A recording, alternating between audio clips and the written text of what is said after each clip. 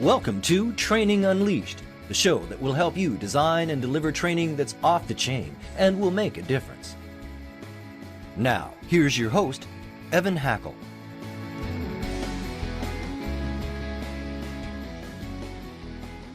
Hello, everyone, and we're going to have a really great episode. But before we get going, I want to thank my friends at the C-Suite, my sponsors, C-Suite TV and radio. You can actually go to C-Suite TV and watch this as a show if you want.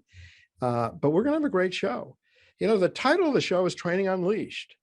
But maybe for this episode, we should change the name of the show to Executive Coaching Unleashed.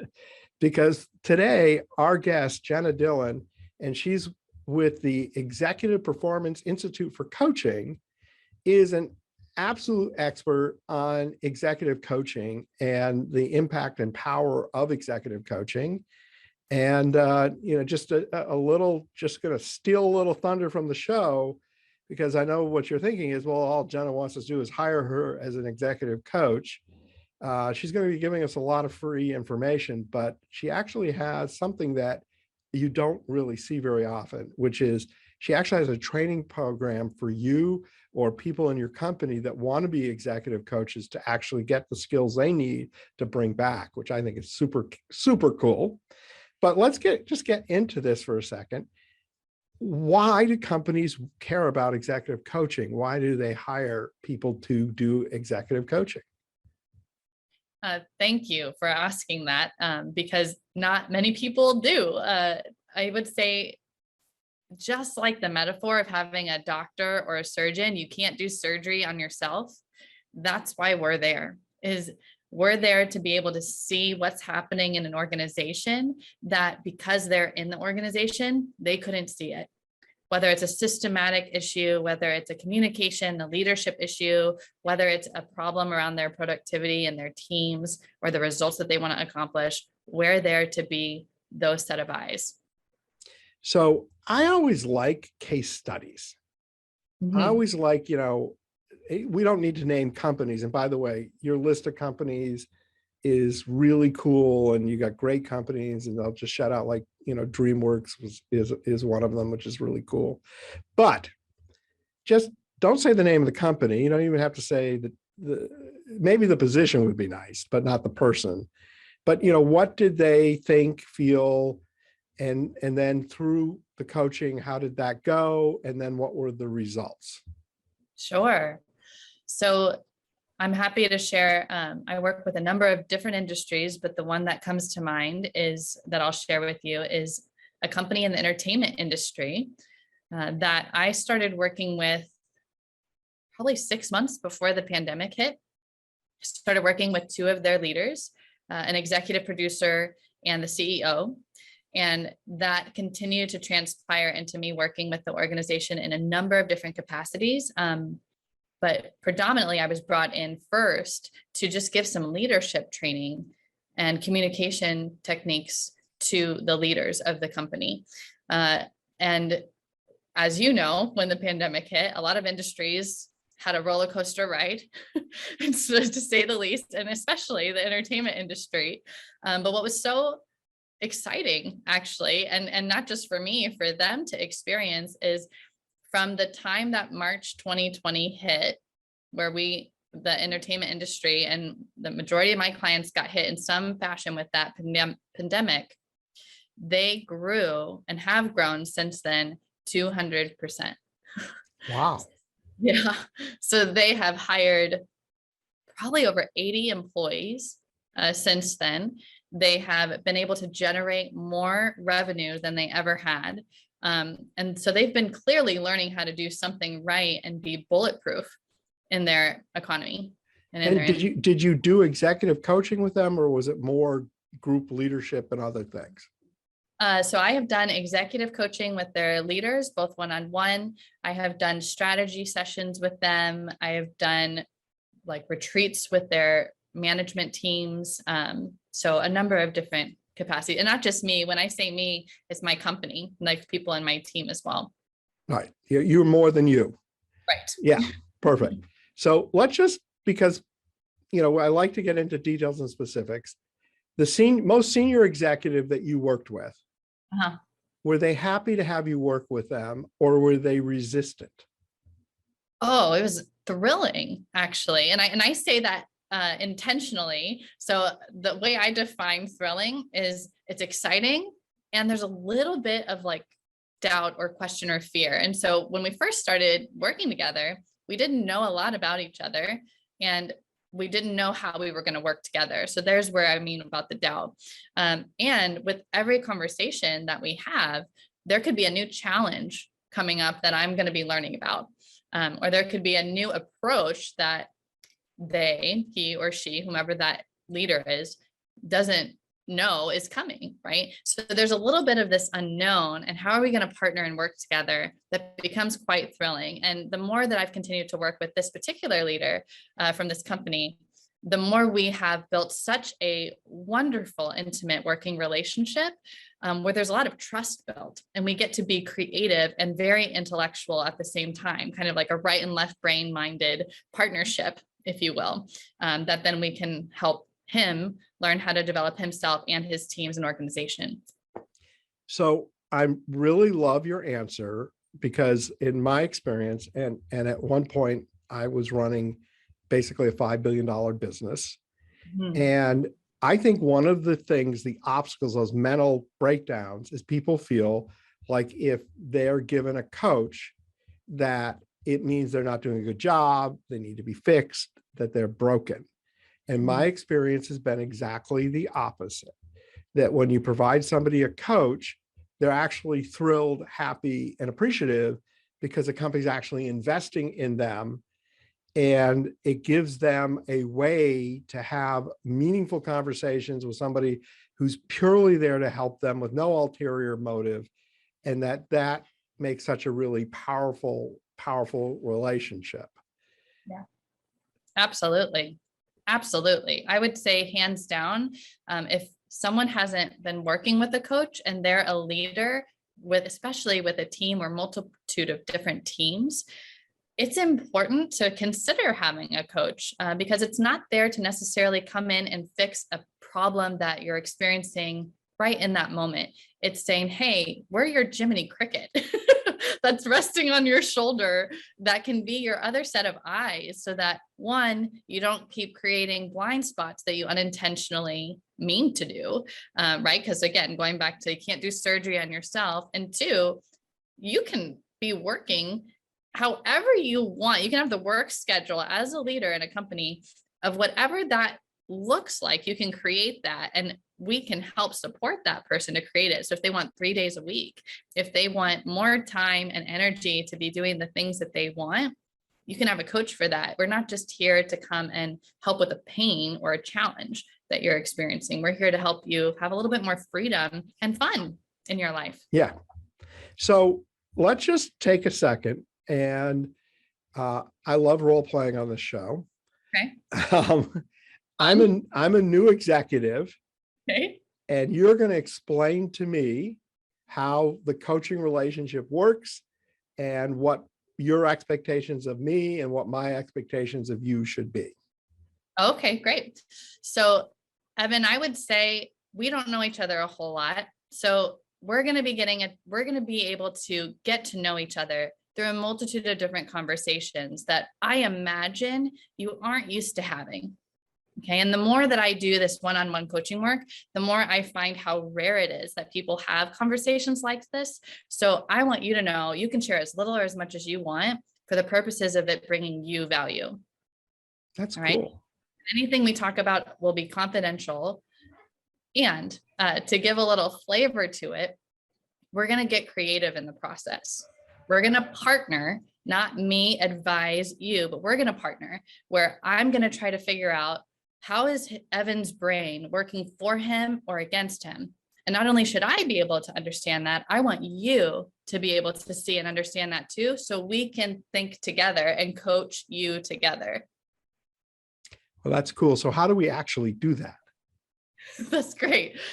So the answer is there's no linear answer and there's no one answer, right? So you can imagine just like there's a ton of different ice cream flavors. There's a ton of different personality types. There's a ton of different organizations. There's a ton of different things going on in their economy or in the economy or their industry that is impacting them. And thus, I'll give you 2 different personality tests. I'll give you a DISCs and I'll give you a Gallup Strength Finders, or Clifton Strengths is also what it's called. I love that, by the way. I love that. This is a total non sequitur. My number one strength is ideation. And I like to joke, my number one weakness is ideation, because I have so many ideas. Some of them are bad, and it just is distracting as all get out. Oh, but and I'm sorry.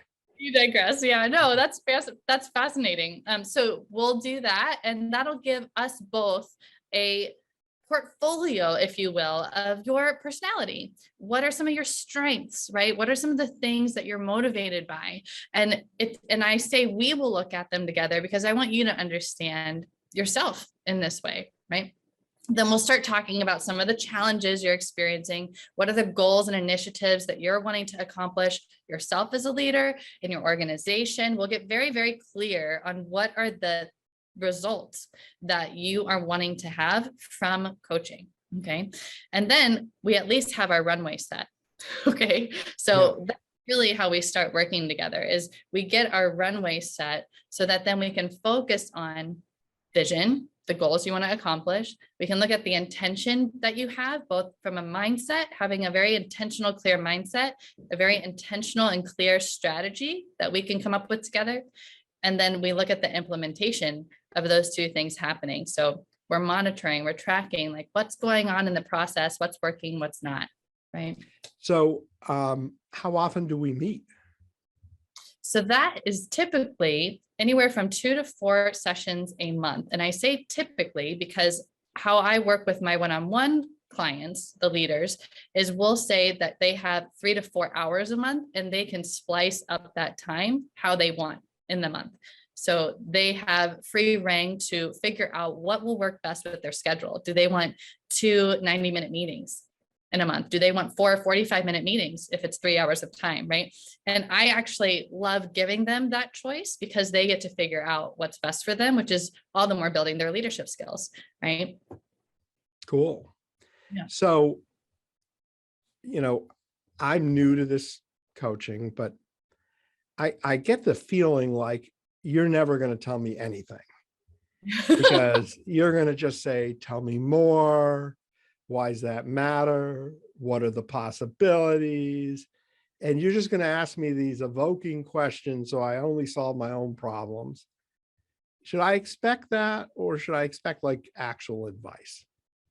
That's a great question. So most of the time that I'm working with my clients, I will check in with them. If I'm getting the impression that they are wanting me to play consultant, which is what I would call giving advice or prescribing or giving suggestions, I'll ask them, is this you wanting me to give you advice or play consultant versus coach, right? Because the provoking of questions creates a very different dynamic on purpose than it would if I were to play consultant, right? So as a coach, we want to focus on building our clients' leadership skills. And if I were to prescribe or give advice, then that would actually impact your ability to follow what I say, right? Yes. And build your skills. Now, in an ideal, perfect world, do I think there's a place for each one? Absolutely. And if there's something that I could have believability or credibility or expertise in, that I check in and they are asking for that advice, I'll give it.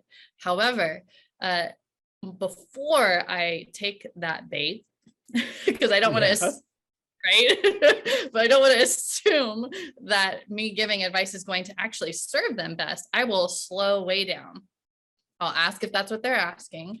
And then I'll say, if I give you advice, assuming I have credibility and believability in that area, is that going to help you most? Because if it is, great. But if it's going to help you most to have me coach you to help you find that solution yourself, then do we do that? Right. So I put them in the hot seat, if you will, right? I have them slow down and get clear for them. Right. So I do consulting. Yep. and I do coaching. Uh-huh. I am more of a consultant than a coach. Okay. Honest to goodness, I get so frustrated when I'm talking to clients and I'm coaching because I just want to give them the answer. Yeah. I Yeah. just want to give them the answer. I gotta give them the answer. Yeah. But I know that evoking and self-discovery is more important. Mm-hmm. And do you maybe want to talk about the power of evoking and self-discovery?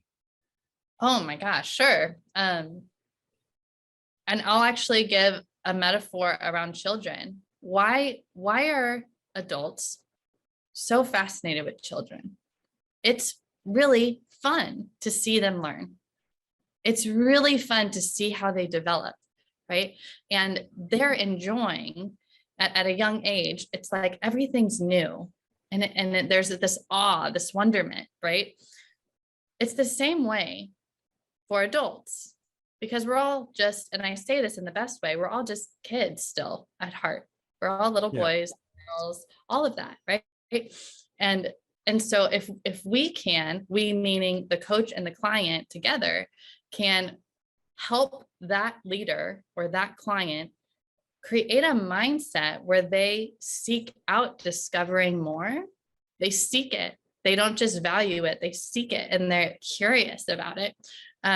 Then they'll learn to enjoy it. They'll change their association and desire to learn and to take that initiative or to generate some problem solving on their own, right? And that's the sweet spot. Like that's where ultimately, like that's a reason why I do what I do. Isn't that one of the main purposes of life, right? Sure, absolutely. Absolutely. And that's why I get frustrated because I know it's in the best interest of my client. Yeah, yeah. But I just want to say, hey. Yeah. And you know what? I actually really can relate to that because even as a coach, it's like you can really start. I mean, I start to be invested in my clients because I care about them. I get to see what their potential is and I get to really know them in a lot of ways more than other people ever do or ever will, right? And it's a privilege and an honor. And even if you care about someone, I have to put my own wants that I want for them to the side, right? Because it's not what I want for them. It's about what they want for themselves, or more importantly, what they can create for themselves, right? So in fact, I'll share this. This is one of the best pieces of advice I got when I was getting my coaching training. And that is, if you meet a coach and they don't have a coach, don't hire them. They're not practicing what they're preaching, and you wouldn't want anyone, whether they're a coach or not, to start projecting their wants for you onto you, right? Or their, I mean, gosh, God, like heaven forbid, their issues and things that they're working on onto you unintentionally, right? So it's the same reason. It's like, as a coach, it's our job to hold back what we want for them, right? Yeah. So it's a dance, as I say. So I watched a movie once called The President's Analyst. And now it wasn't a coach, but it was a psychiatrist. Okay. And anyhow, the premise of the movie, and by the way, if you get a chance to watch the movie, don't. It's not a good movie. Noted. But the point of the movie was that this person the president had consulted with had privileged information that was likely to get kidnapped by a foreign thing. And in the movie, they were going to kill the person to protect the things that the analyst knew. Yeah. Well, as a coach, if you're working with the CEO of the company, you're going to know a lot of stuff. Yeah. And I would assume most companies for senior level executives probably use outside people that aren't friends with everybody and aren't working with the organization, because the level of comfort of confidentiality is higher. Even if someone wouldn't, you never really know, et cetera. Is that assumption right on that senior executives typically work with outside people? Yes, that's what I've seen more often than not. And, you know, I really do believe there's value in having third party. one of the biggest examples is, to what you're saying, yes, coaches will learn, especially when they're working one-on-one with leaders, they'll be learning information that is important to keep confidential.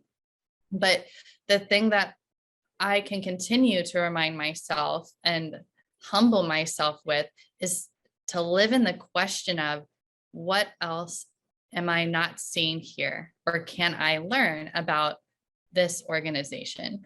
Because what often can happen is, especially if a coach is starting off with an organization and just working with one or two of their leaders, the leaders will say, okay, this is what's going on, and this is the root cause of the challenges of why we're experiencing what we're experiencing.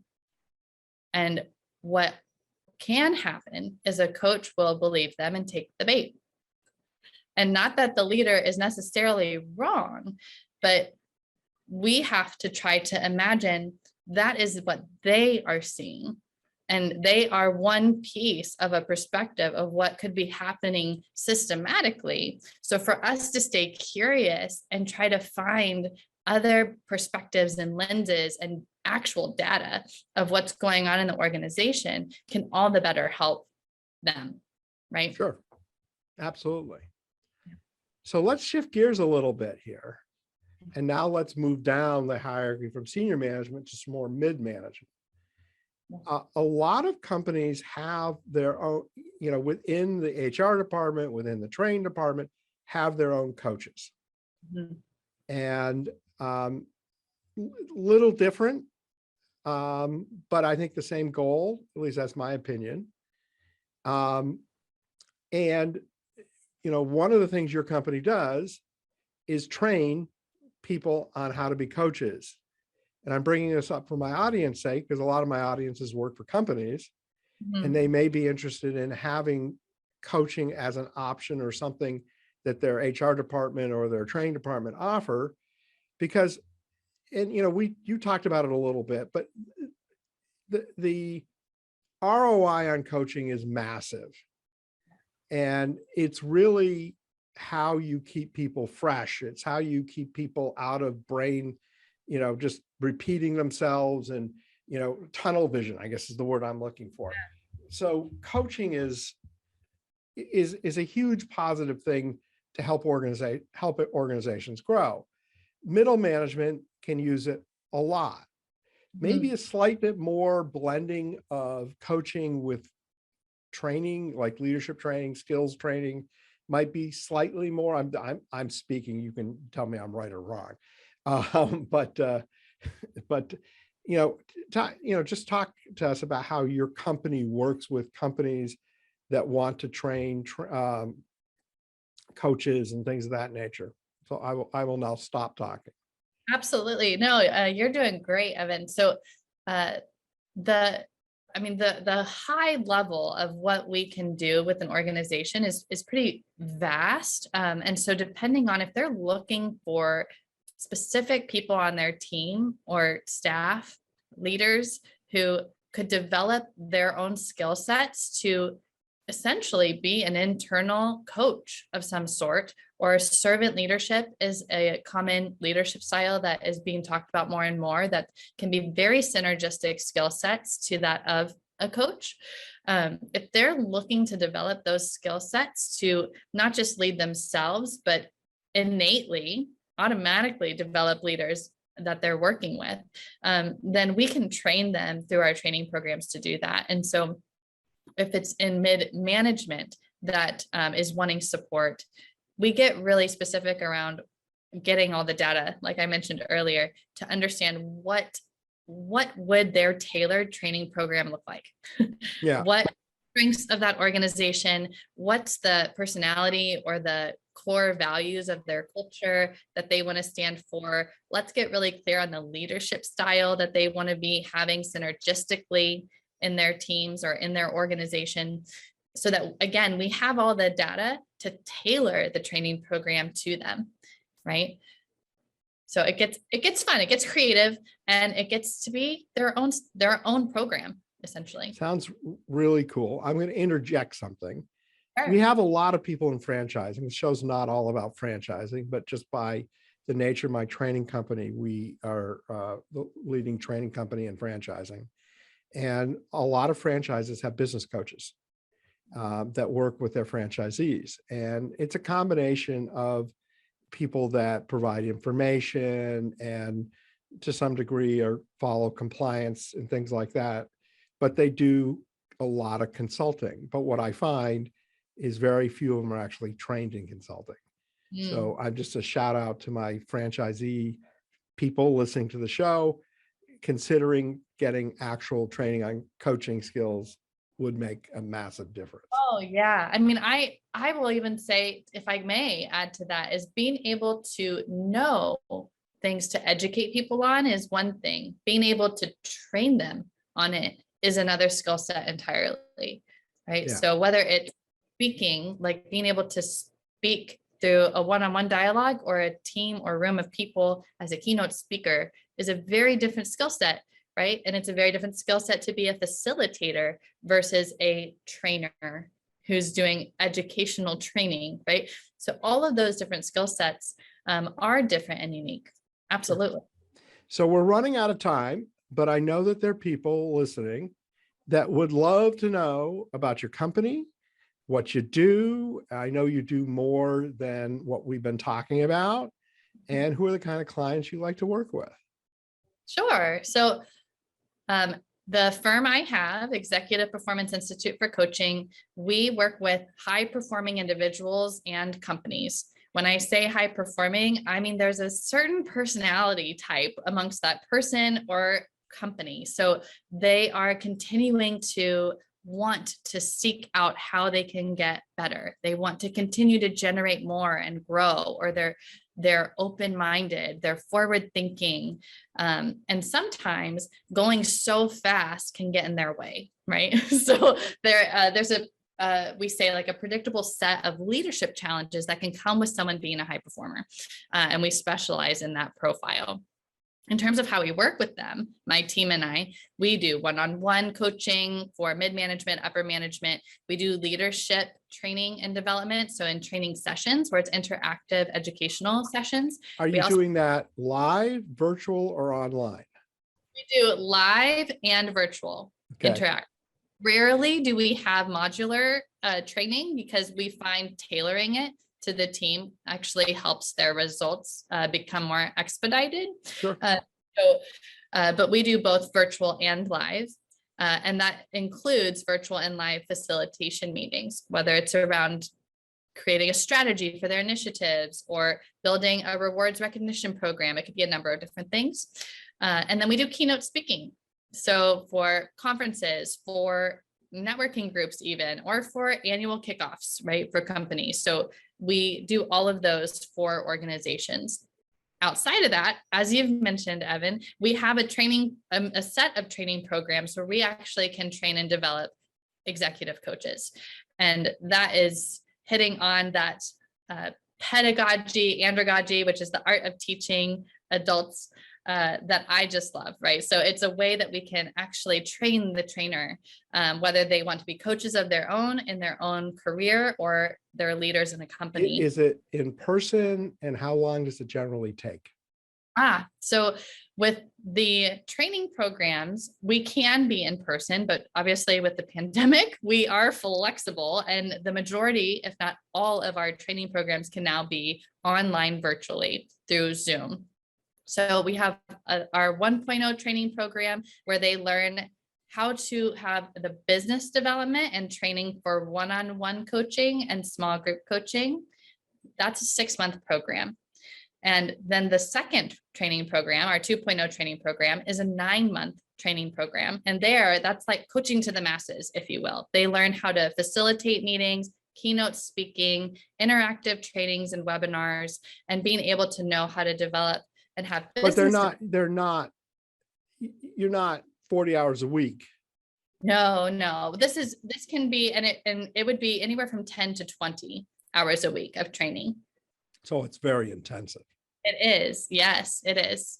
And that's the deepest dive we can give, where they really come out of those training programs skilled, having done skilled practicum hours in the industry. with our team, right? So it's very, very deep dived. And I say that intentionally because that's as deep of a dive as we can get. Yeah, no, it's you're describing a very serious program, right? Yes. It's not shallow. It's not like a pump up and people get excited. And I just want to acknowledge you for doing that, because I think when I look at the world and, outside of business, how many people are coaches, business coaches, life coaches, go online with zero training. Zero training. For some reason, they just think that they're good at it. And some people I'm sure are. I'm not saying that everyone like that is bad at it, but there's a difference between someone who's a serious coach and has been seriously trained, and somebody that has just decided they're going to become a life coach and be a life coach. So it's got to be somewhat frustrating when you see all these people that claim they can coach that have no skills or training in it. I've chosen to look at it as, I'm actually, on the other hand, grateful that the word coach is a trending term because people are hearing about it, right? It's then just our responsibility to inform people on what it means to be an executive coach, which is actually part of our mission. It's to not just inform, but to redefine what it means to be an executive coach and be able to deliver quality service to our clients. Yeah, that's fantastic. So I know you have a special offer. Yes. What is your special offer? Yeah. So one of the things that I seek and continue to pursue with my team is how can we just build more accessibility for coaching to people? And the way that my team and I do that is every single month, we actually do a raffle where we rotate who on the team can do this raffle, but we offer 3 different introduction executive coaching sessions. So for anyone that's interested in getting a taste of executive coaching and getting a sense of even what it could bring value to them, all they do then is reach out to me or someone on my team on LinkedIn, get us a private message, say, I'm interested in being in your raffle. We'll put you in the raffle and we'll let you know if you get one of those sessions. So the good news and the bad news is that we're everywhere with the show. So we get a lot of listeners. That's the good news. The bad news is a lot of people don't get the descriptions, right? So if you could give your LinkedIn address would be great. And if you could give your company URL so people know the website to reach you at. Absolutely. So I'll give the website first. It's www.executiveperformanceinstituteforcoaching.com. My LinkedIn is my name, Jenna Dillon, Jenna, last name spelled Dillon. My company is on LinkedIn with Executive Performance Institute for Coaching. And there you can find anyone on my team that you're welcome to connect with, if not me, to message us. Excellent. And as you know, we end the show with, if you had one tip to share, what would that tip be? Yes, I remember listening to these episodes and I so love that you do that. My tip would be to live in the questions without getting to the answer too quickly. So it's important to live in the questions because then the answers can continue to evolve and you set yourself up to not have blind spots. You set yourself up for growing. I love the tip. I think so often that we just want to immediately answer a question. Just in our human nature, we just want to prove how fast we are. And I also love that that's a great tip that would come from an executive coach who would want people to be in the possibilities. Yes. So Jenna, you've been a great guest. I want to thank my audience, sincerely thank my audience. You've been terrific. We're now in the top 5% of all podcasts in the world, which is great. I also want to thank my sponsors, C-Suite TV and C-Suite Radio, which I wouldn't have a show without them. And Jenna, again, thank you so much for being on the show. Training Unleashed is brought to you by Tortal Training, specializing in e-learning and interactive online training solutions for corporate, government, nonprofit, and franchise organizations. Tortal makes effective training easier. Just go to tortal.net to gain access to real-world tools that can make a difference. That's tortal.net, Tortal, Tortal.net. transformational.net.